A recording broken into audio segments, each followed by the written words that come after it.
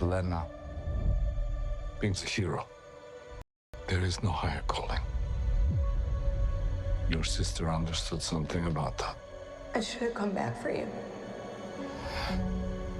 No. That's just a fairy tale.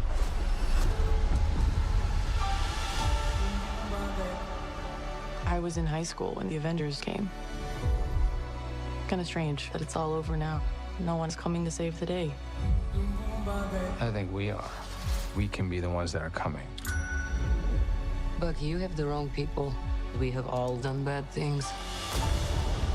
Look, I've been where you are. The past doesn't go away. So you can either live with it forever, or you can do something about it. I am a void. Look what you unleashed. You can't outrun the emptiness. We can't do this. No one here is a hero. We all have things that we regret. But I have so many.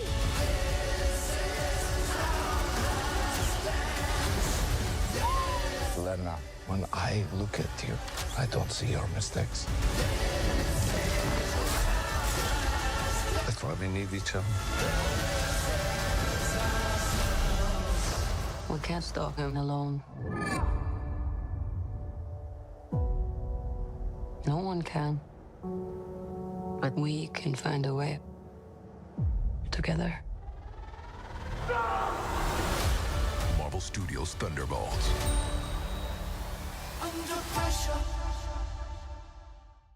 Oh, hello and welcome to the periodic table of awesome. I haven't That was done a that close because people kept talking over it, and now I'm finally going to go to the live. There you go. Now you can see our lovely faces and hear our dulcet voices as we welcome you to the latest in the 497,000th Marvel release, Thunderbolts asterisk. No, asterisk. Asterisk, obelix. Asterix is a different thing that came out on Netflix this week and is quite entertaining. But anyway, we'll come back to that later. Oh, that's not yes. Going against the grain, it isn't actually an anime film we're doing in this month, but we are doing a film that is here. Anyway, we're doing Thunderbolts, and then we'll do anime for the rest of it. How's that sound? Yeah. How are you, Peter, Jill, Quinny? Are you good? Yes, I'm well. Living? Great. I mean, what are you living for, Pete? That's my question. Look, that's a great question. If I knew the answer to that, I'd be having a better time. Oh, Oh no. Oh, shit. Okay, so I just want to say, real low vibe, but that's kind of on brand for this movie. Hey, you know what? I've just realised that we have a genuine problem. Oh, really? What is Next that Tuesday genuine problem? at 8 p.m, we shouldn't be watching Twitch. We should be watching ABC. Oh no. Oh. Ooh, why? What's on? ¿Por qué? Little show called Kimberly. Oh my the god! reason for my rolling exhaustion. Is that? Is this some sort of deep dive into Kim Kardashian? That's exactly what it is. That nailed it. Yeah, but it's in order to sell to the Australian audience, we had to call it Kimberly. Because that is her true name only in Australia. Kimberly Kardashian. Yeah. No, what I look forward to is about 8 o'clock is we'll just switch to a live feed of the ABC, and then Pete can just, we'll just review it in front of Pete because that'll be real good. We'll do live reaction reviewing. I'll do producer's commentary over the top of it. Hell yeah. Hell yeah. It'll start with, this is the of scene that Gogglebox. ruined my life. I hope you enjoy it. Yeah, we went back and forth on this scene for 7 years, and or what felt like 7 years. Yay! All right. Hello to everyone in the chat. Sorry, I forgot to say hello to everyone in the chat. Yeah, hi chat. It's there's there's a new name in there. We haven't seen Bob Franklin for quite some time. It's going to be May. Yeah. Oh, there we go. Another Bob. I'm quite skeptical about Bobs after watching Thunderbolts asterisk.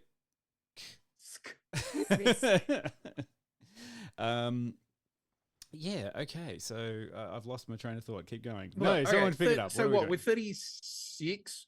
I think we're 36 or 37 movies deep now. Shit. Lord. And Good lord. And multiple TV series, and animated series, and many tie-in video games, strangely enough. So, how we all doing on our Marvel? How we feeling? A bit so after Yeah. Endgame, to be honest. Right. I did really enjoy the Marvels, even though that got panned. What else did I enjoy? I feel like there was another one in there that I liked. Can't remember. The Marvels. I just fucking said that. Jesus Christ. Shang-Chi. Shang-Chi. No, didn't Did you enjoy Shang-Chi? That was before Endgame. No, it wasn't. Wasn't it? Nope. Yeah, Nope. See, well, welcome to the overload. Now everyone's like, I don't know when that was released. It all sort of blurs into one. I mean, since then we have had Shang-Chi, we've had Black Widow, we've had Thor: Love and Thunder, Quantumania, Black Panther: Wakanda Forever. There's been Spider-Man: Far From Home. That's all post Endgame. That one was good. I liked the Doctor Strange one. Oh yeah. Deadpool and Wolverine. Yeah. It's adjacent, but sure. Yeah. And yeah, what but about this, like, in the publicity, this was really getting touted as the best film since Endgame, and I was like, well, that's a strong call. It is a big call, isn't it? I mean, about 50% of the stuff that came out after Endgame was terrible, but there was some good stuff in there. So, okay, to be clear, we got Spider-Man: Far From Home, which came out after Endgame. Ding. Then Black Widow, Shang-Chi, Eternals. Ding. Boo. Spider-Man: No Way Home. Ding. Doctor Strange: Multiverse of Madness. Ding. Love and Thunder, Thor. Boo. Wakanda Forever. Boo. Ant-Man and the Wasp: Quantumania. Boo. Guardians of the Galaxy 3. I'm officially petitioning to have our rating system changed to Jill's. Ding, boo, or eh. Ding, boo. Oh, Brave New World, boo. I was going to say Deadpool and Wolverine. And then Brave New World. Boo. And that brings us to Thunderbolts. And how quick do you want to rate it? Ding. I'm not ding. Asterisk. Ding. Yeah, I'd ding it. Yeah, ding. Yeah. Give it a ding. Yeah, no more out give of it a ding. hundreds. The ding or a boo. Yeah. We gave it I a mean, ding. for 10 years, we ran a podcast where our rating system was cool or shite shite. or meh. and if we didn't know what the fuck it was a bucket of soap. So there you go. Oh God, Go back to what works. That's old. That's old ratings, and I can't do that. I think isn't that still under like? It's still embargoed. Is that under copyright though? All those ratings? Yes, 100%. Yeah. Okay, so there we go. That's what we've done since then. Plus, WandaVision. Not going to even get into the TV. Though we kind of have to a little bit because there's at least one character that is TV only from this. It's true. Oh, yeah. Yeah, there we go. Finally, it sort of comes out. You're like, oh yeah, shit. So you kind of like to fully understand this movie, you have to have seen to get all of the characters. Ant-Man 2. Yep, Ant-Man Black 2. Widow. Black Widow. Yep. Falcon and the Winter Soldier TV show. Yep. And where did Red Guardian come? That was in Black Widow. Yep. And then to kind of work out where we were at with Yelena, Black Widow, And but the then world. And Val, who was introduced in the TV, wasn't she? I thought it was end of Black Widow. Yeah. Although She was in something else before that. Was she? Oh yeah. Also Hawkeye. Hawkeye? Yeah, it's a good one. Yep. Yeah, That's right. Hawkeye, because Yelena was in Hawkeye. Yeah, but that wasn't her first. Like I was thinking, like if you hadn't seen, like if you've seen Black Widow, you've at least met Yelena.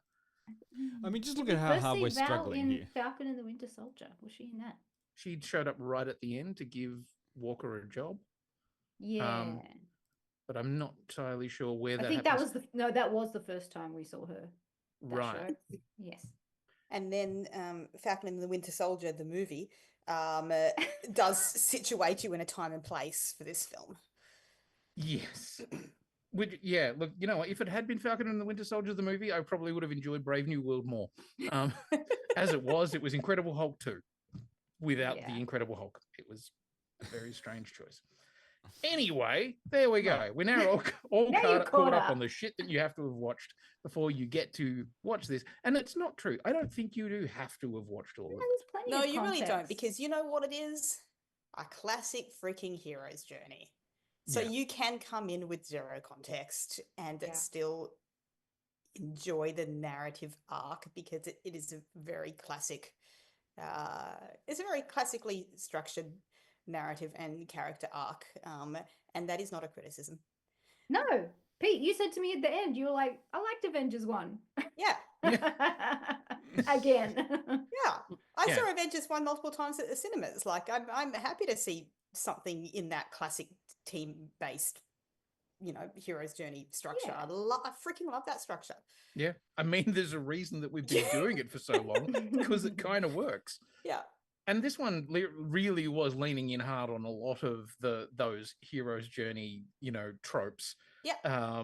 Like particularly as it pertains to the mismatched team. Yes. Yeah. Which is that's fun.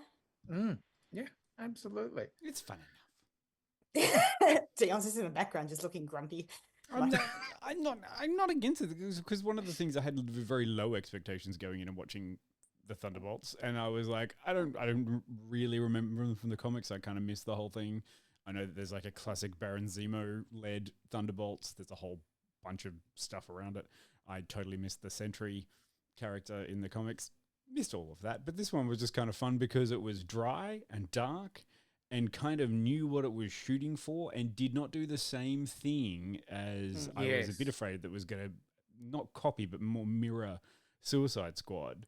And I felt we like were waiting for a Skybeam. Yeah, where was the fucking Skybeam? Where was the big? We were all waiting for Skybeam. They didn't really do that. We got anti-Skybeam actually. Yeah, and I found it as kind Sky of darkness.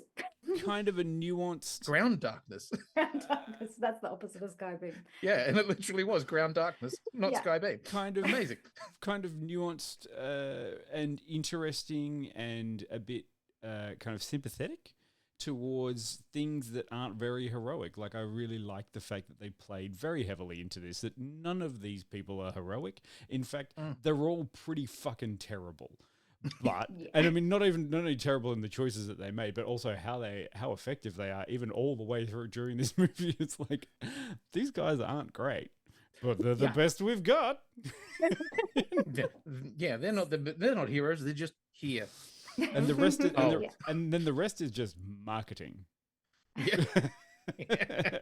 Which I kind of feel like, wow, the metaphor of this is just strong in the Marvel universe, isn't it? It's like, we don't have anyone else and the rest is marketing. Excellent. I must admit, when it started, I did have a moment where, like, I think one of the first things you hear is them talking about impeachment, and I was like, that was a choice too. I mean, admittedly, the last thing we saw was a giant red/orange president of the United States destroying America. So, I mean, starting with impeachment would be a good fucking start. That's not a political state. Is that a metaphor too? Is all of this just metaphors? Let's go with it. Why not? Do you want a synopsis? Do you want to know what this is about? Oh, wait. Before a synopsis, the query you have to ask the chat is, what accent is Quinny going to attempt? And I banning one. No Red Guardian. Okay. You can't do Red Guardian. It's too easy. You've done it before. The disappointment. Oh, no. I mean, how about douchebag White Russell?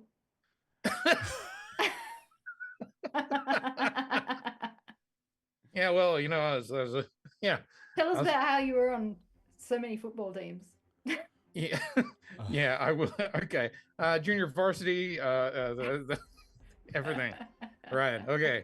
I've got this part of my head that is just going, all right. That's not for it. No, just think more nepo baby, Quinny. All right. Okay. Yeah, I've never had to work for anything in my life. Everything has just come to me. I'm junior varsity football captain, and is there music playing yet? I feel like there should be music. There's music. Right. Okay. ensnared in a death trap, an unconventional team of anti-heroes and me, the greatest hero that has ever been. That the other is being Yelena Belova, Bucky Barnes, Bucky, yeah. Some guy called Red Guardian, Ghost, Taskmaster, and yours truly, yeah. The best damn Captain America. Okay, maybe not the best damn, but I was a good. Stop fucking looking at me like that. Anyway, we all embark on a dangerous mission that forces us to confront the darkest corners of our past. And there's a guy called Bob. That's it. Well, that was done. Yeah, excellent. Thanks, Yeah. Julie. It's like, excellent. Synopsis well done. No, There it we was go. just There done. we go. Yeah. Yes, congratulations. Congratulations. You have finished. Don't worry, Quinny. We're all here with you. We're not going to abandon you. Thank you, because I really need all of the support that I can get. Yeah. Okay. So yeah, I mean, it's actually a bit of a shit synopsis. So basically, a bunch of anti-heroes realize that they've got a bigger problem, and instead of being wiped out by their erstwhile employer, they find something that they need to fix. Yeah, and isn't the real treasure the friends we made along the way?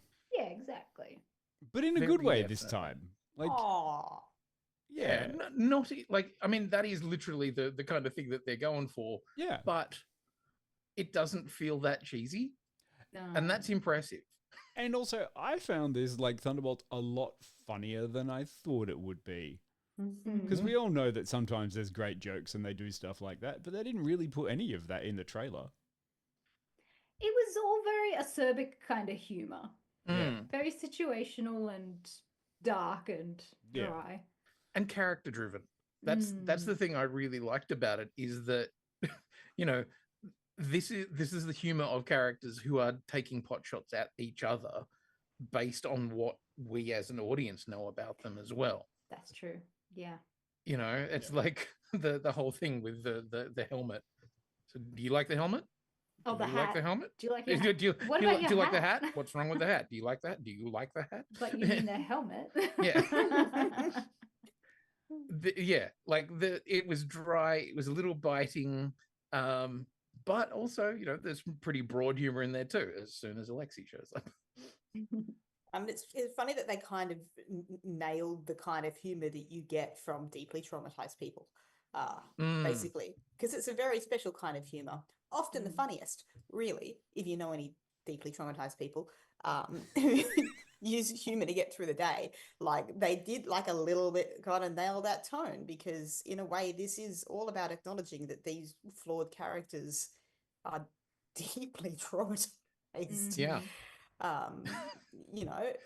There was felt like a real consistency to the way that was treated. Yes, there were funny moments, but none of the funny moments felt inconsistent to the characters and where they were at and the tone of what we were doing, which was kind of nice. Because occasionally the Marvel Universe has kind of skewed a little towards humor, which has maybe undercut some things, especially in movies like Thor, Love and Thunder and stuff. It's like, okay, we've missed the balance entirely, and we're going for gags as opposed to character, and this one I think really does hit that sweet spot of, you're laughing, but you're laughing with them, and you're not, and if you are laughing at them, they're also kind of going, oh, it really worked.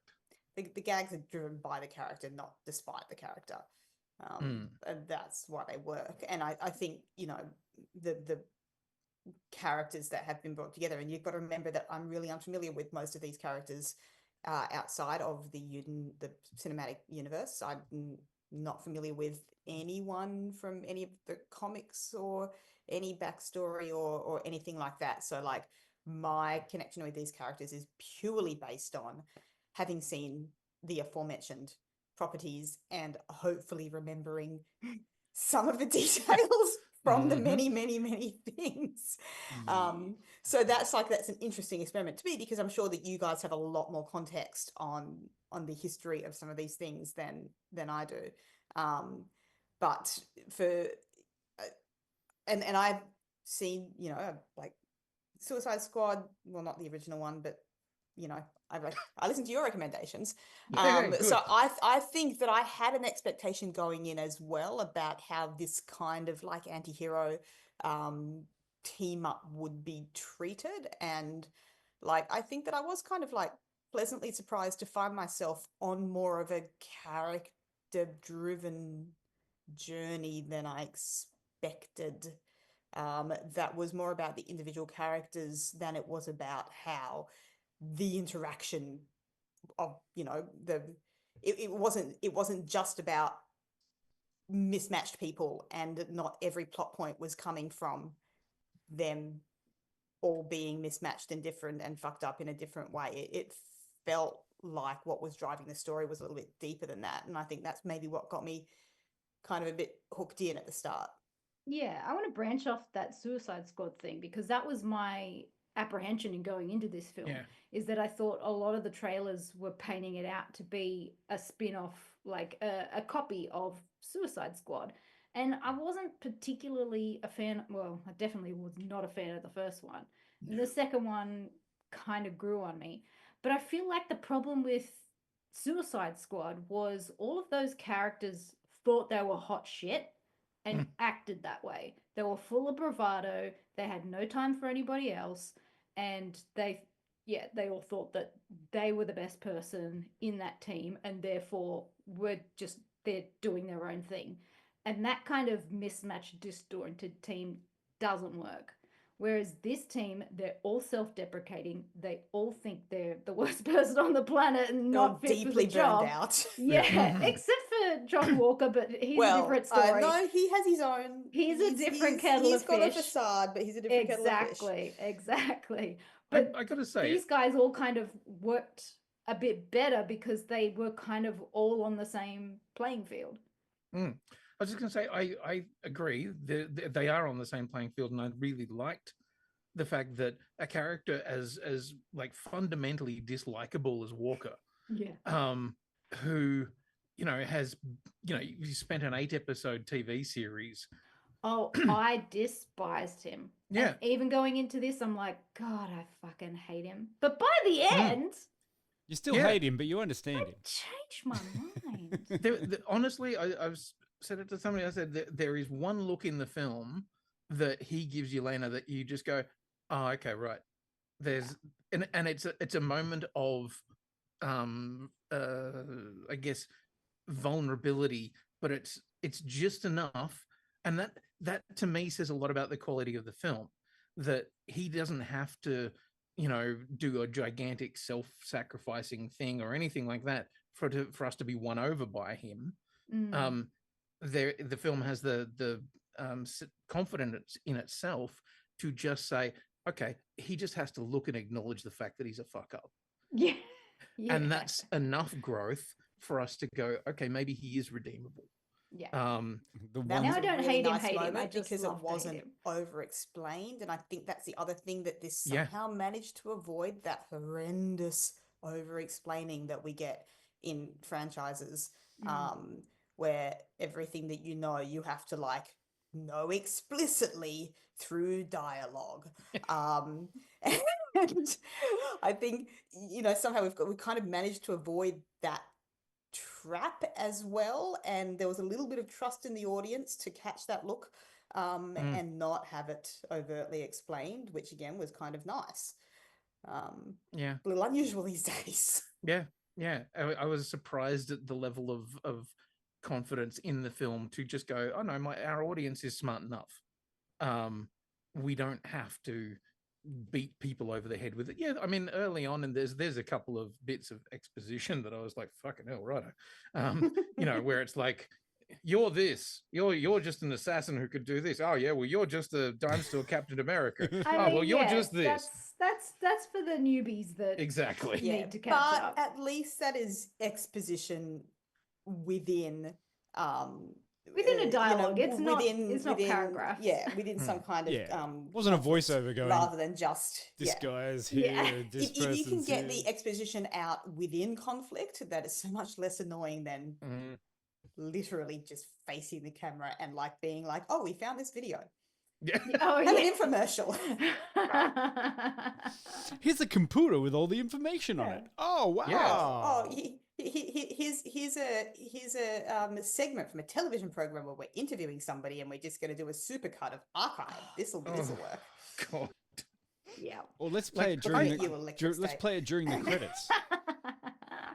What was that, Dave? Well, let's play it during the credits.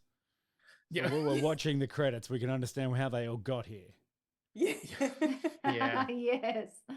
Yeah. Oh, Oh, dear. Like when you are dealing with a 36 movie backstory and multiple TV shows and stuff, yeah, it's a slog to try and work out how do you give enough backstory. And I thought they managed it surprisingly well. I mean, this is, I guess, if you were going to say it's anything, it feels like a bit of a soft sequel to Black Widow, in that it's really about the trauma and based. Yeah, it's Yelena's story, and the relationship with her and Alexei is very important to it. But I mean, yeah, I think it's big enough to be its own thing. It's not Black Widow 2. It is the Thunderbolts. And what was it? The Westboro Valley Thunderbolts, as sponsored by Shane's Electrical. No, it was the tires. It was a tire store, wasn't it? No, it could not have been Shane. Shane had more money. I mean, I have actually watched the film twice. I went back. Yeah, I went back to watch it because I wanted to go with my partner, and she enjoys the Marvel movies. Oh, and good. I gotta say, I actually got a much bigger emotional hit out of it second time round. Really? Because I knew where we were going with stuff, and you're not sort of waiting for something that isn't gonna come. Like, because it's a Marvel film, but you kind of are waiting for the giant CGI battle at the end. Sure. Yeah. You're waiting for Skybeam. You're waiting for huge battle sequence where everybody does special power. Knowing that this was a different kind of film, I was able to engage much more with the emotional language of it. Yeah. And find there was so many more points in there where I was like, yeah, that's funny, but fuck, that's actually quite heartbreaking. Yeah. Where characters are saying how fucked they are. And yeah, I was really impressed with that. And seeing the social reaction to it, which has been, yay, fun film, really enjoyed it, but so many more people going, was not expecting this. Not expecting to have an emotional thing. Brave New World really tried valiantly to say something. And what it was trying to say was super, super, super valid. But I just kind of think that it overshot the mark there. And I think in contrast, this film was really trying to say something and it hit the bullseye in what it was trying to say and how it was saying it. And like in kind of like a surprising, like, oh, that's what we're saying. Okay. Didn't expect that from this film, but cool message.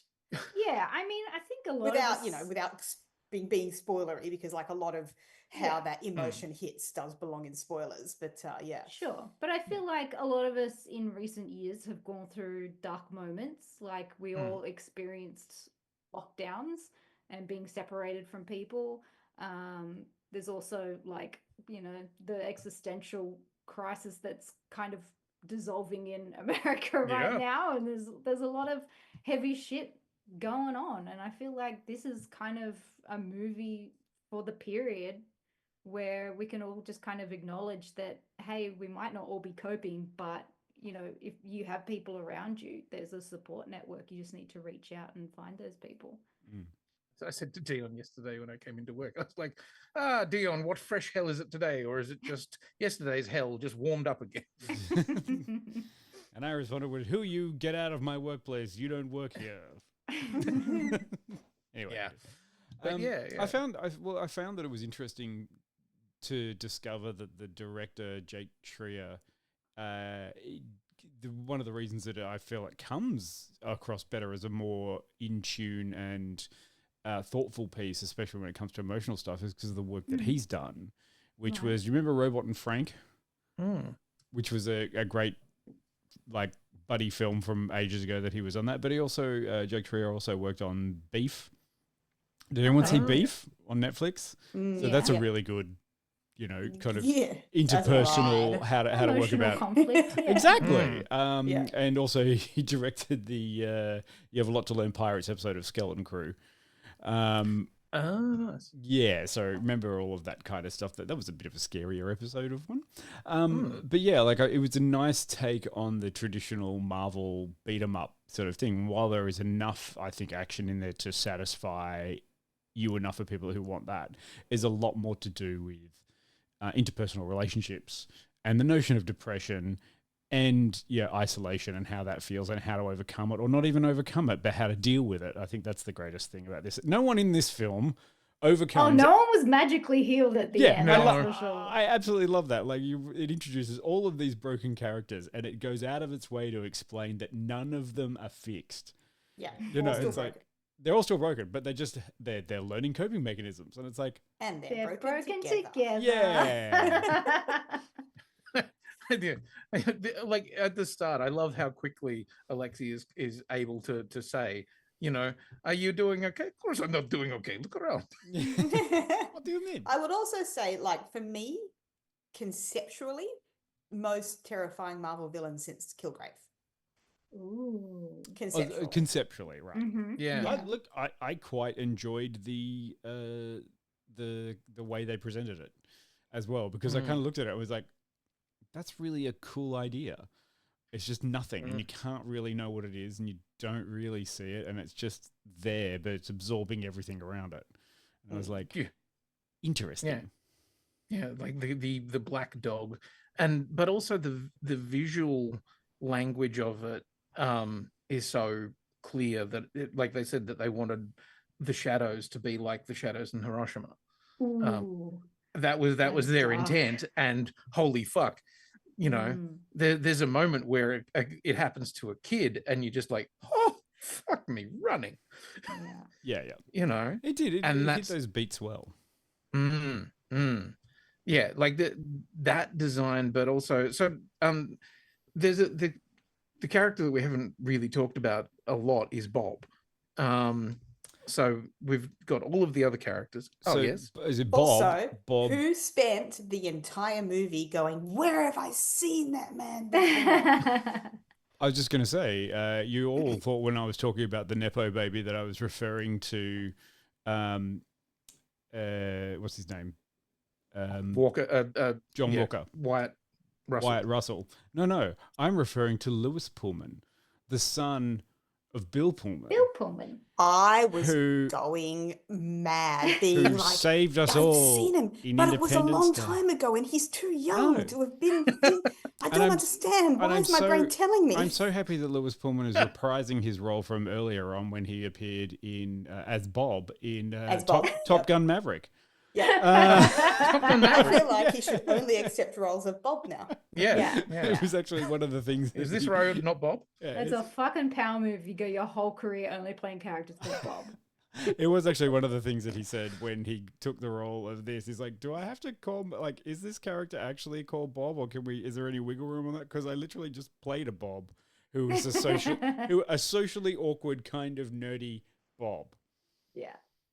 And now he's playing another Bob. Bobaverse. Good one, Predator Game. We love the Bobaverse. Interesting thing, he wasn't the original casting.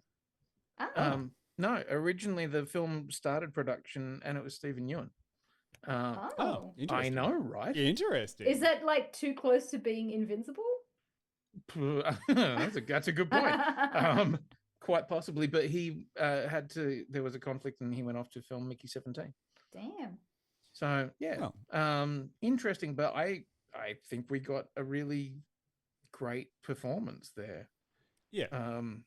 It's definitely a role that is interesting, and without spoiling anything, you can't really say what the role is too much without going into spoilers. So as in the where Bob ends up, or just about Bob. Like, what about Bob? What about Bob? It is difficult to talk about because like the character that he is was created for the comics and was created by a friend of ours. Paul Jenkins, Shout out to Jenko. Hello, Jenko. Is a lovely guy, and he was the guy who was responsible for writing Wolverine Origins, and not the movie, the comic book. Yeah, the comic. Yeah. But yeah, I like Jenko's stuff because he's always going, okay, what's an interesting thing that I can do with this superhero, and how do we make this not just another person in a suit? Let's explore something deeper than that. And quite often it's like, let's explore what other traumas there are. So much trauma. And so much trauma bonding. We're so good at that. So much trauma bonding. Speaking of trauma bonding, how did everyone react to Bucky? Seeing Bucky back on the big screen again. Bucky! I'm so fucking happy. Because if I can't have my Steve Rogers, I need my Bucky. Yeah. I wish I had Bucky when I had depression. Like, fuck. Yes. I did like that bit where he was washing his arm in the dishwasher.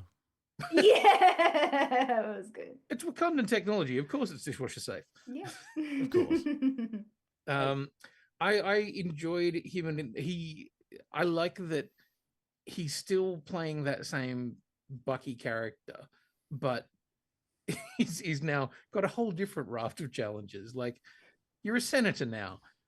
Clearly he's not very good at it. No. I like that. He's more of a punchy person, not a debatey person.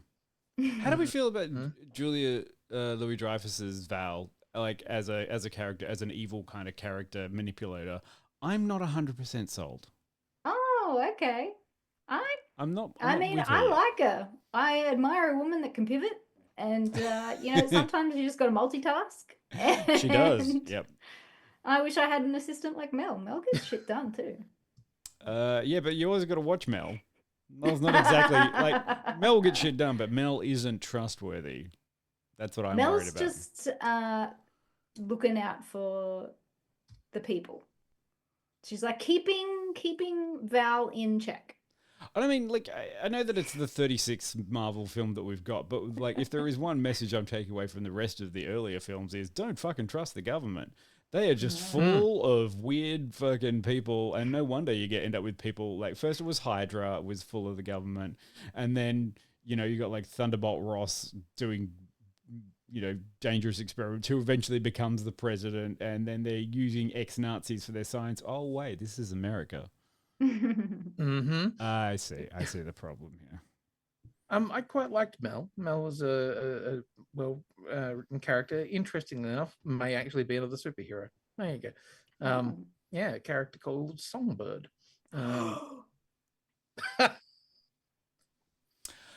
And now Jill's on board. Who knows? Wow. Her name is Mel Gold. Should we have a bit of rating and go to a clip and then do spoilery things, or do you want to do it a different way around? Because we're just doing the one tonight. I think right. Let's not fuck with the thing. But okay, I definitely want to get to spoiler town because there's a lot to talk about in there. Okay. I mean, I'm happy to start. I'm just going to roll straight through this. Like, it had a lot better than I thought it was. So out of the recent crop of it, I'm going to give Thunderbolts 80 because I recommend it. There you go. Okay, nice. Like, it's not perfect. It does have structural issues that I didn't enjoy. Sorry. Predakanga has rated it ding. Ding out of 100. Yeah. So on this new official rating system, I'm giving it a ding. God damn it. Giving it a ding. Yep. I'm going to do that, or should I give it a good old whip crack? There you go. A whip I don't crack want is it to be ding or whip crack. Whip crack is a ding. Yeah, I don't have a ding. Ding. I've got a nut punch. Whoopah ding. Whoopah. Okay, I have please, no if you ding do button. have a number, please drop it. Oh, good. There we go. People dropping their numbers in the chat. Yeah. How strong, Predakanga, is that ding? You've got to give it a numerical figure. Yeah. How much ding? How much ding? Yeah. Is it a ding? Is it a ding or is it a dong? Is it a ding dong? Fuck. Rate this. Yeah. That's right, folks. We're 2 weeks away from just rating things as dicks. How big a dick was that film? Weeks. We're minutes away. Yeah, it started out as a little ding and ended up as a full dong. I'm feeling like ding is somewhere between like 70 to 90, and then a dong is like 90 to 100. Right. It's like a ding dong. Unless it's like all the way to 100 and then it's dang. Perfect 100. Dang. Perfect dang. Yeah. Okay. I like this new system. Fuck, we have a new stupid rating system. All right, I'm definitely in the ding territory. Okay. I wish it was a dong, but Mhm. I'm going to go 82. Okay. 82. Nice. Yeah. All right. It wasn't the most phenomenal movie, but I had a lot of fun. I enjoyed all the characters, and I enjoyed liking more of the characters. Yeah. Yeah. Having my mind changed about characters in a film, it's done a good job. And that's a pretty impressive thing to be able to do, because like there is at least one character in there who changing your mind on that guy is an impressive fucking turnaround. I vehemently hated him, but now I just love to hate him. Yeah. Because he's still a bloody mimbo. Yeah. Yes. But now he's our member. Now he's our member, yeah. Pete, do you have a numerical ding dong dang or do? my numerical ding. But yeah, I enjoyed it, and I don't have a lot of like straight up complaining to do about it. But why? Why? Well, there weren't that many but whys is a thing. Or, you know, they skirted that edge of like, I'm having too much fun to ask, and I know that some things in these worlds are ridiculous and you haven't tried to over-explain it to me, and therefore I'm willing to let it slide. Like, and that's the thing with a but why. Like, but whys get worse sometimes when you try to explain shit. I'm like, just don't explain it and we're fine. So I didn't get distracted by any but whys or anything like that. So I say 88. Nice. 88, nice round figures, visually pleasing. Yeah. Yeah. With the right curves. Get all the right. Yeah.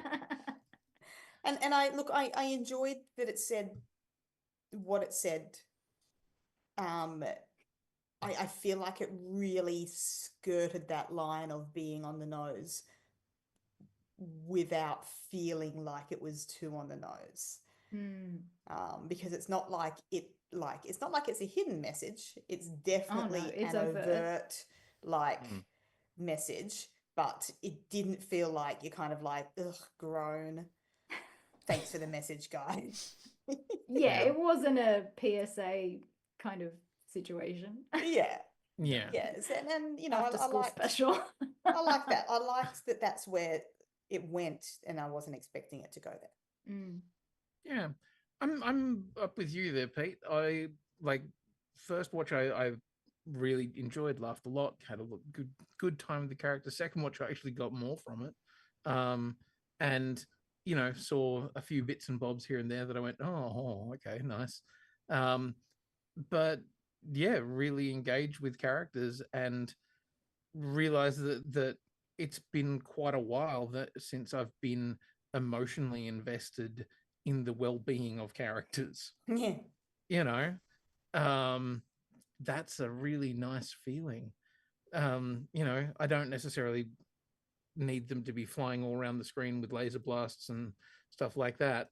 But if you can show me a bit where the character that I've become, you know, really engaged with is in actual peril emotionally, yeah, thanks. I'll take 5 more of those, thanks. So yeah, 89 from me. Actually, I really got a lot out of it, and I think it's a surprisingly good film. 36 movies deep. Like, you gotta find a little bit of the gems after digging through so much fucking dirt. It's true. It's true. It's true. I mean, you know, but what are you after here? 36 is a long series of movies to come out about one fucking property. Yeah, they can't be all killer. Yeah, not every James Bond film is great. Oh, there's one. Roger Moore. But funnily enough, But funnily enough, every single Fast and Furious is just a masterpiece. Family. All right, let's go watch a bit about Yelena explaining why she's having a lot of depressive episodes. Oh. There's something wrong with me. An emptiness. I thought it started when my sister died, but now it feels like something bigger. Just a void.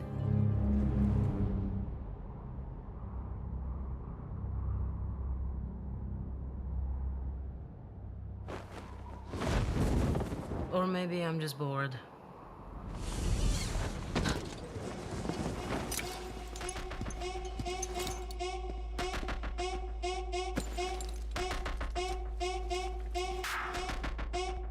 Boo.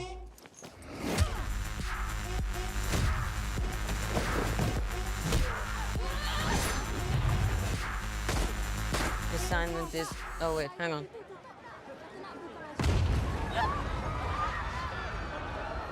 Assignment is complete. Oh, there you go. The assignment is complete. And we are more complete now. Oh, hang on. I got to put on the spoiler logo. You better put some spoilery business there. A bit of spoilery, little bit on. I was moving it around so that it fits around between people. There we go. Great. I'm sure everybody knows this by now, but Florence Pugh did that stunt of jumping off the tallest building in Malaysia.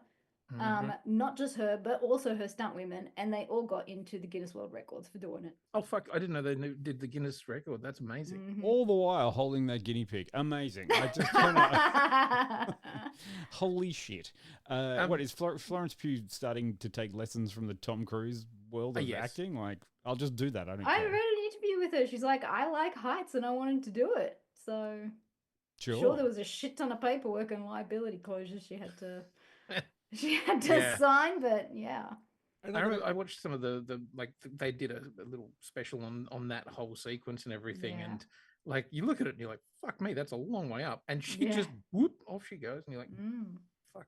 As I was saying just during the clip, she is just you Dion said she's acting rings around people, but like she is so holding this movie, like she is very, very much the linchpin movie star.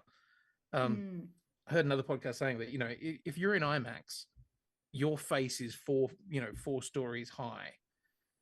You know, we see the micro expressions, we see the micro emotions, and she was really, really impressive. Yeah, I mean, I think so many people connected with her in the Black Widow film, so. I think it was a smart move to put her in the lead for this one. I loved her in Black Widow. Loved her more in Hawkeye. Just the whole thing with her and Kate Bishop. Yeah. So I mean, I think one of the things that's interesting about Thunderbolts, and the thing that I wasn't expecting, was that even though we've been introduced to that character Yelena, and she's kind of the one that we're following through Thunderbolts, as a journey, and then you figure out it's like she's not really having too much of a hero's journey, but you're really invested in what she does because you can see how sad she is, because even though all of this stuff has happened, she's established this character now where I'm in this. She feels like the audience. I feel like her character is us, the audience, who is like, I've been watching these things now since I was a child, and now I'm an adult, or, you know, I had small kids who have grown all the way up now. So where do I sit? Is this something that I'm going to keep doing? How do I find the joy in it again? And I got that kind of metaphor of it, going, I'm the audience, I'm Florence Pugh, I'm watching this going, I'm bored with all this, I hate all of it, what's the point of doing this anymore? And then by the end of it, I was like, I can watch some more of this. I get that now. They've made a point here.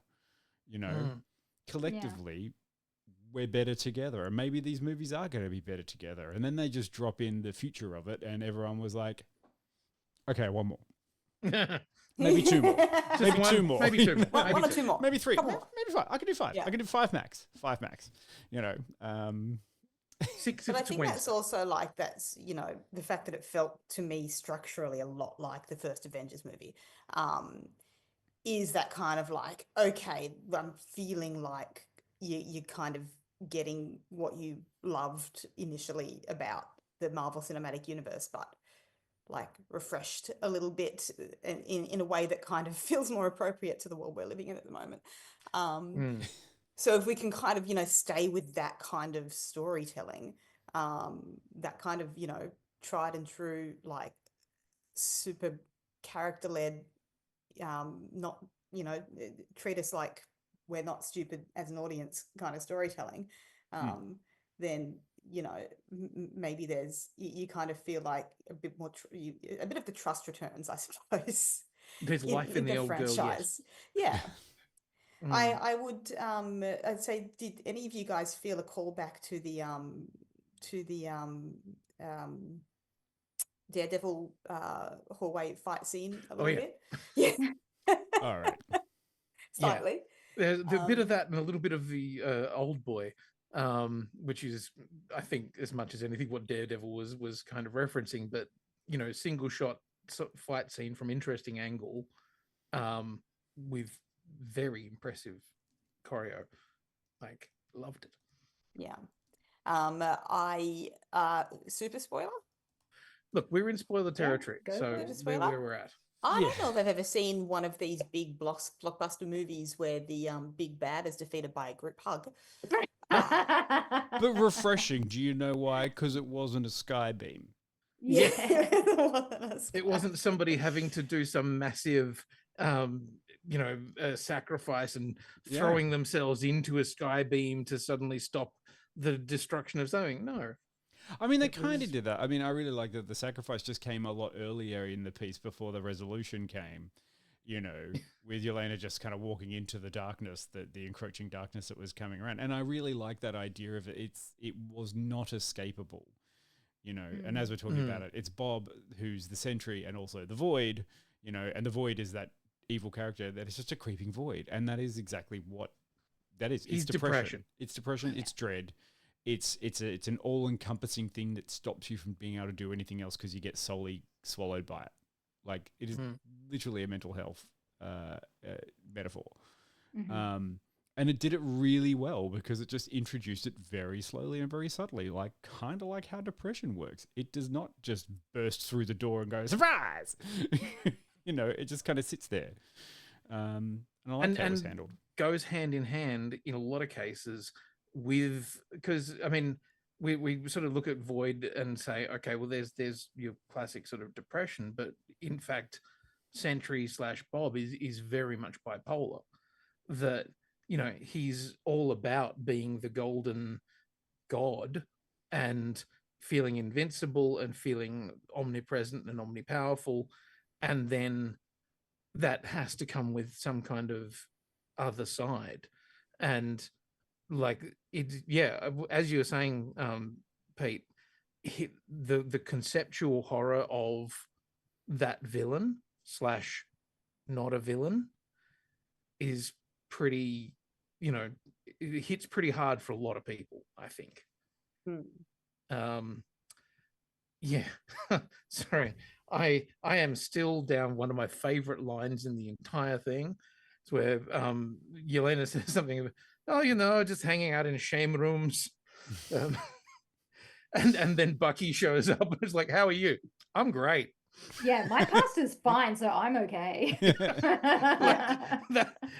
A line that everybody who's seen the rest of the Marvel is just like, oh God, what has he been going What's through? everyone been doing? Just hanging out in our own personal hells. But it is it's nice to have Bucky back where he feels like he belongs, because the whole senator thing did not feel it didn't track. The congressman thing just didn't feel like it was tracking. It's weird. Well, I mean, when your boyfriend abandons you to go back to his ex-girlfriend, like, what do you do with your life? What do you do? Politics. I guess so. Yeah. But then you also know that he's like, not technically gone because he's probably just retired somewhere. So, he's not technically dead, really. He's living on the moon, apparently. Yeah, totally. But he's also a geriatric. Well, I mean, this is the thing. The super soldier serum should keep you alive much longer, so he may be 100, but he can still do push-ups and stuff. Did you forget what happened at the end Yeah, of I Endgame? know. Fuck, it's fine. No, Anyway, no, I don't think I the bit will. where John took the serum?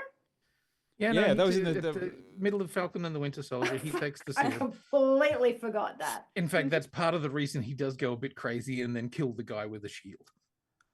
Oh, It's that's roid why he rage. couldn't be Wow. Captain America. It's roid rage. Yeah. Too many fucking I mean, things. yeah. The thing that I actually quite liked about this is after the Sentry like fucks up his shield, The shield taco. and then turned to a shield taco. But then when they did that like skip ahead bit for the post credit sequence, it's still not fixed.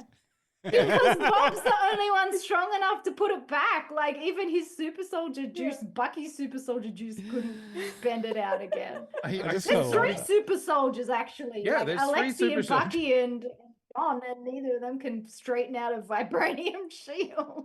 You would have thought Shield that taco. you would have thought that someone in Wakanda could have just organized that, considering they literally manufacture stuff out of couldn't they have just sent him a new one? Well, like I feel like there might be, some like internal politics happening in the world. Well, yeah. Because is Wakanda, supporting the Avengers, or What is Wakanda if supporting the The new Avengers. What if the shield is not Ooh, Vibranium, what if adamantium? it's no, what if adamantium? it's adamantium? Well, then there's shitloads of it, and then we get Wolverine to turn up. Well, I was going to say Uh-huh. somebody has to be able to do something with adamantium. Otherwise, how did it end up in Wolverine? Like, rules of the world. I don't know. They just gotta wait till Magneto shows up, and he can just fix that and leave it Oh. aside. Yeah, just walk. Yeah, I would watch that.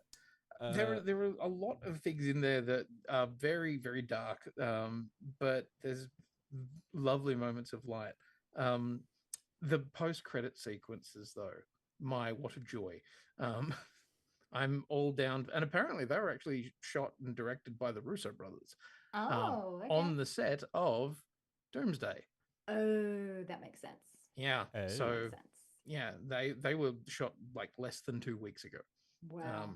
Which is So terrifying. now it's just like, and I know that we're in spoiler territory, and this isn't actually a spoiler. This is just fan theorying about the information that we got based on these post-credit sequences.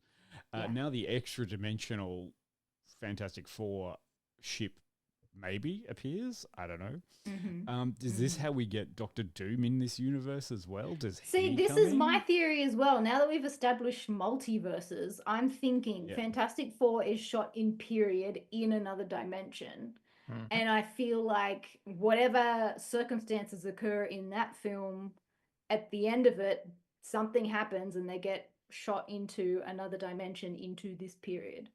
And this is how we get the Fantastic Four and all of the Avengers in a movie And about the Doctor X-Men, Doom. because we've seen we've seen the chairs.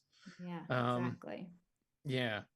I think there's as it'll long be as interesting Patrick to see. Stewart doesn't go anywhere.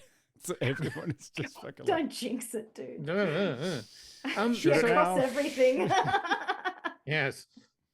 So interesting thing, and my biggest, like, I really enjoyed the film, as we've talked about.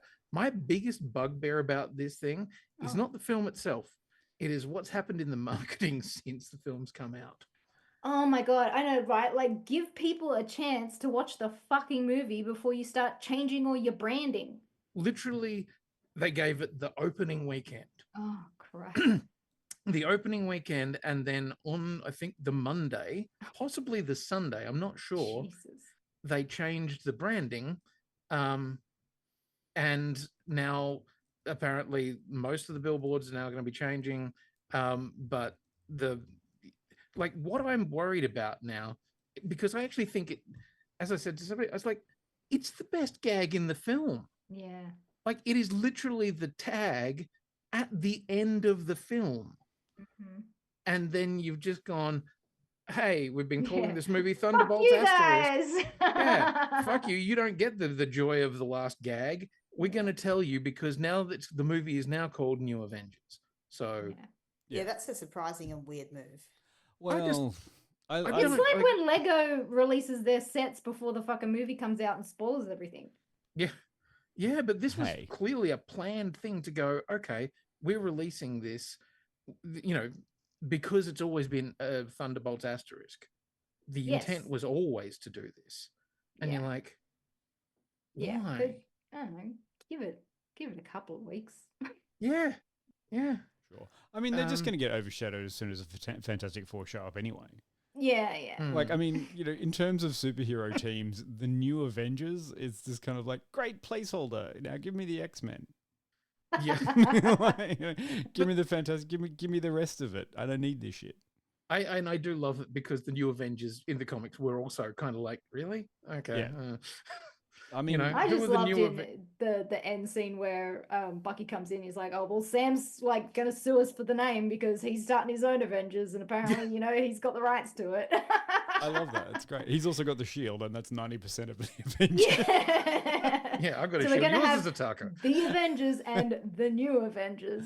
I mean, I really Avengers. I really hope they keep Val on that whole control/marketing thing, and then finally we're gonna get things like the West Coast Avengers, the Great Lakes Avengers, which is just the Great Lakes Avengers. Oh yeah, they exist. That's a real team. Oh, that's got Squirrel Girl. She leads the Great Lakes Avengers. Oh, that's cute. Yeah. I would love to see She-Hulk show up and turn up for one of the Avengers teams. But this is the thing. We've Well, she's a West Coast girly. She is a West Coast, Yeah, and I'm pretty sure. Ant-Man. Yeah. It'd be fun to see West Coast Avengers, the new Avengers, the all-new Coke Avengers. The Young Avengers. Oh, what if he puts together the Young Avengers? Because we have certainly been building a Young Avengers type team, and I thought that's where they were going. But this go deeper cuts. We get the new Warriors in. Oh, Jesus! And now Peter's starting to glaze over.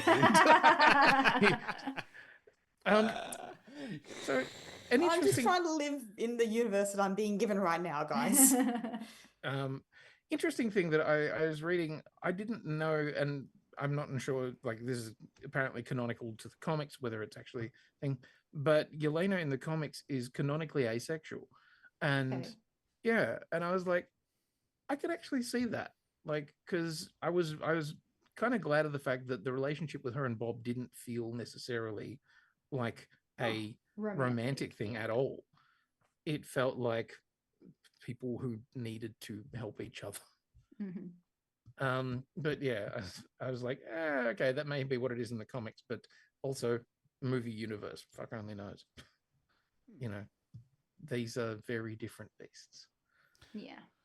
Oh, look, is there anything other spoilery about this? I mean, it was good. I mean, I like the fact that the film went in different directions than I expected when I walked in, and I came out of it going, actually, that was fine. As long as they keep that self-deprecating sense of humor in the future, they will create a point of difference. Karina brings up a good point that is quite a big. Sorry, Dan, I didn't mean to step on your point. No, you're right. I get it. So let's pour one out for Taskmaster. Yeah, that was kind of disappointing. Yeah. Less than 5 minutes on screen. Yeah. I mean... Yeah, a strange choice. Did they think, oh, we've got too many women, we better kill one? I did say to somebody why I think they, like, because they also said if you'd taken Ghost out of the film, nothing would have changed. It wouldn't have affected the film at all. And I was like, yes, but you actually have to have characters for a team up. Like, yeah, exactly. You have to have a team. The new Avengers can't be 3 people. Yeah, they have to have a team. They have to have a dynamic, but also Taskmaster, I think, needed to be there from a story structure perspective to say, okay, people can die. It then gives you the question mark of, will one of these other ones die? Is there a possibility? I mean, probably not, because I had no memory of Taskmaster or Ghost from the previous films. So I was just like, Did you watch Black Widow? I did. I just didn't remember that character. Okay. So I was just kind of like, I feel like I'm supposed to care about this person, and I'm pretty sure I know them from somewhere, but oh well. We weren't even given a chance to care about her, to be honest. Like, we didn't get a chance to care about her in Black Widow. Yeah. Because she was just like a lackey.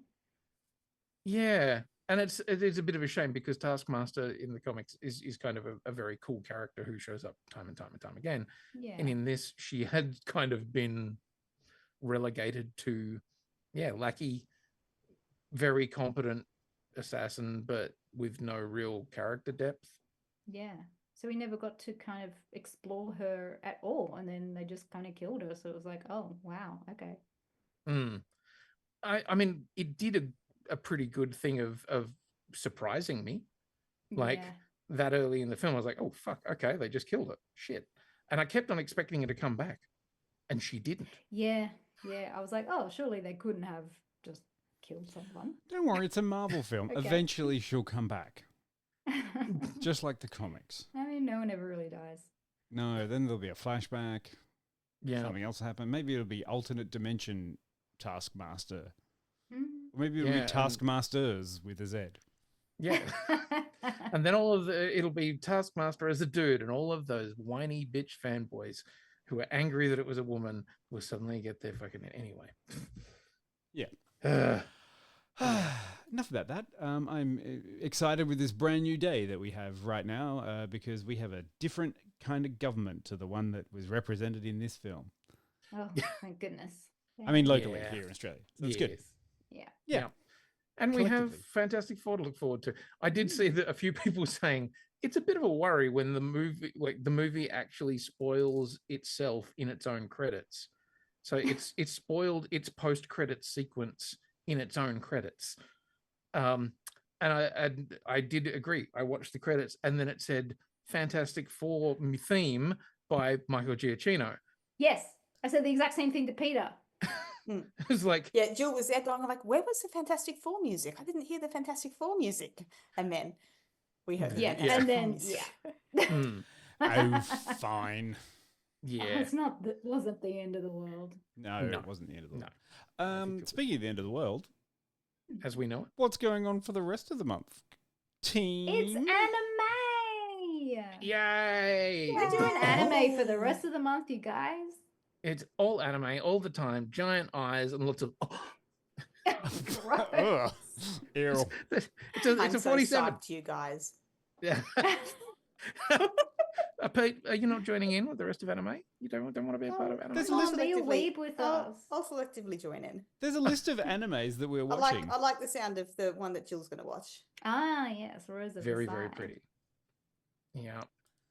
Very, very, very pretty. Next week we're doing, is it The Rose of Versailles? The Rose of Versailles. It is a 2025 animated film based off the old 80s Rose of Versailles anime. So, yeah. I love the fact that this is a reboot of an anime I've never seen.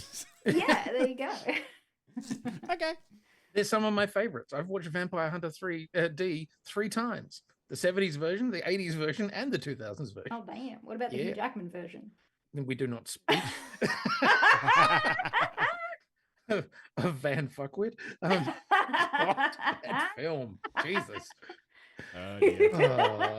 Well done, Jill. You have found a new trigger for me. Yes, it's Hugh Jackman's Van Helsing. For the rest of the month, it's anime heavy, as long with whatever comes out that we decide to talk about after, because Andor's coming out. Oh, so wrapping up, and then what is it? How to Train Your Dragon, and then there's a bunch of other stuff that's coming. So there's all sorts of stuff happening at the moment on TV and stuff as well. The new series of You has started. That's right. Final Destination, Lilo and Stitch. The second part and the last Mission Impossible film. God. Bring Her Back, which is the horror from the guys who did the hand one. Oh, where the porcelain hand that you. Yeah, that was creepy. Yes. Talk to me, thank you. Talk to me. Thank you. Fuck, that was such a good movie. Yes. So, there's a really interesting new natural history series coming out soon on the ABC. Oh yeah, what's that called, Peter? Reminder. Sorry, second plug of the episode. That's a terrible thing to do. Peter, if you cannot plug your fucking amazing TV series, Emmy award-winning Peter, who's also on TikTok, by the way. If not Peter, that is a very in joke. Don't look at me on TikTok. You're gonna actually find my TikTok doppelganger. Somebody tell me who I look like on TikTok that made somebody stop me and say, "Are you on TikTok?" Go, Yeah. come on, Peter. I'm pretty sure they won't let me on TikTok. They'll let I'm you. over 35. Come on, Peter. If not plug, then why plug shaped?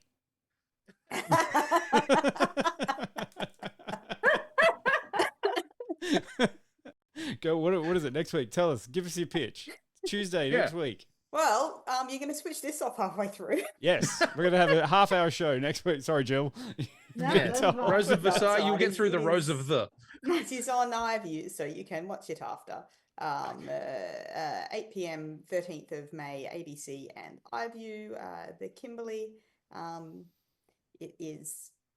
It is a show that we made, and it took a long time, and I'm very tired. And then no, it's wonderful. We worked with Mark Cole-Smith, who you may know from his many film and television appearances, but who is also a Nyingma man who actually is from the Kimberley, and he wrote the show with us, and it's in his voice in the narration, which just kind of just gives it a whole it's very different to anything that we've ever made, because of that really kind of personal element of the storytelling. So yeah, if you're interested in natural history storytelling, if you're interested in the Kimberley and what is happening over there, maybe jump on iView and check it out. Definitely after very seriously listening to us talk about whatever anime that we're watching. The Rose of Versailles. The Rose of pretty Versailles. one. The pretty one that looks very nice. Oh, sorry, my eyes are watering really badly. Yeah. It was the discussion of all of this beautiful stuff about the Kimberley. It's just got you. I think so. My eyes just watered in beauty, even without having seen the show. Pete, I will assume that it is beautifully shot and is a lovely. Think so. Yeah. Good answer. And then come back on the 20th for our review of the Kimberley. While Pete. I watch in horror. Pain, strain, smile. And you guys understand why sometimes I'm like, I just don't want to be mean to these people. Why is Quinny swearing so much about a show called The Kimberley? When people give us mean reviews. This review would have been better on TikTok. All right. Lovely. So That's what enough. else? So we've got the Rose of Versailles, and then later in the month, what else have we got? Perfect Blue, which I All have Over never You? seen. So this is going to be very interesting. Oh man, exactly. I am looking forward to rewatching it so we can talk about it. I'm looking forward to classic. that, and I'm also looking forward to you then also going and watching. Watching God. I've got to go to church. The Christopher Nolan one, Inception. Oh, okay, right. Because there's a few sequences from Perfect Blue that Nolan has said that were massively inspired. Yeah. So I'm really looking forward. I'm going to see Perfect Blue. So it's the classic, and then at the end of the month we're doing Quinny's choice. Quinny, are you talking about Paprika? Paprika. Paprika. Sorry. Yeah. Sorry. Okay. My great. bad. Perfect My apologies. Blue. Nothing to do The other with that. Satoshi Kon movie. It's a Satoshi Kon movie, so I was Yes. like, fuck, sorry, my bad. Perfect Blue, amazing. I'm looking forward to rewatching that because it's been a long fucking time since I've watched it. But yes, we end the month on with Quinny's trash choice. I feel like I'm like, if we're doing anime, I am going to make it as the worst kind of anime that I can. American as possible. Yeah, it's called Batman Ninja versus Yakuza League. I have seen like five. I've seen like It 5 reeks minutes. of Sword Boy.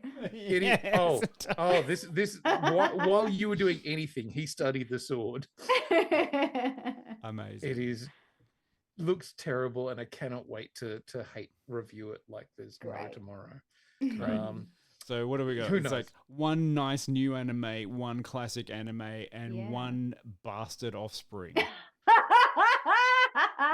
I mean, if we didn't chuck a westernized one in there, are we really talking about anime? I mean, I do feel slightly guilty now, and like maybe I should have chosen something that was Too actually late proper now. anime. It's on the schedule. No. Been No, announced. take backsies. Yeah, we can't amend things as we go. What would we look like if we changed things as we needed to? Yeah, we've never done that before. Never done Certainly that before. Never changed the night of recording or anything like Never that. done that before. Yeah.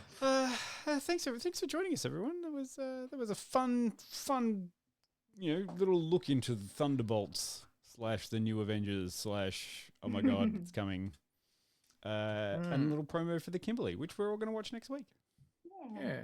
Congratulations, Pete, on getting another show up onto the TiVe. Thank you. Like, we make a lot of jokes and shit like that, but also we know exactly how much work you put in, and it is a pretty spectacular thing to have a show be going out on our national broadcaster. So, yeah, it's nice to feel like this one's different to the ones we've made before. So, it's nice. And they're all banging. So looking forward Any to it. spawning fish in this one? Yeah. No spawning fish, but there is a lot more natural history than we would usually have, and some of it's a bit intense. So hold on to your hats. Okay. Does it sometimes venture into unnatural history? Well, the Kimberly was built by aliens. Fuck yeah. What if never aliens? One day I'd love to meet Mirror Universe Peter, and they just make like trash TV and made up stuff. It's conspiracy theorist YouTube channel done by Peter. That's her TikTok. She's got a little goatee and everything. So yeah, that's who Peter is on TikTok. She's the Alex Jones of. Oh God. I mean, look, we do have like dragons hatching out of eggs, so there you go. Yeah. Sweet, I'm sorry. Catch that. Cool. Excellent. I'm very excited for that. Thanks, everyone. Oh, thank you. We're gonna head off. Have a great week. We'll see you all next time. Yeah, we will indeed. And I'm gonna go and we'll go raid Hex. She's playing some Red Dead Redemption. So. Nice. Cool. Okay. Sweet. Bye. Thanks. Bye.